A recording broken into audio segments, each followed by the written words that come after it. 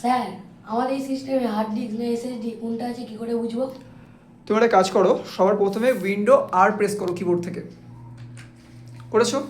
এবারে লেখো DF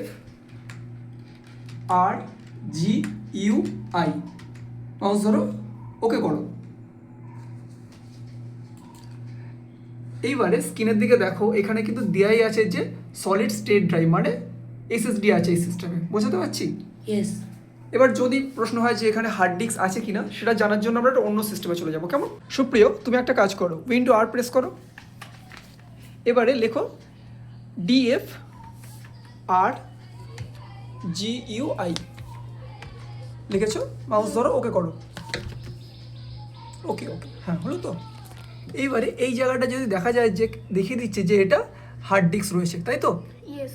তাহলে আমরা কিন্তু প্রতিটা সিস্টেমকে দেখেই বলতে পারবো যে সেটা হার্ড ডিস্ক রয়েছে নাকি এসএসডি রয়েছে।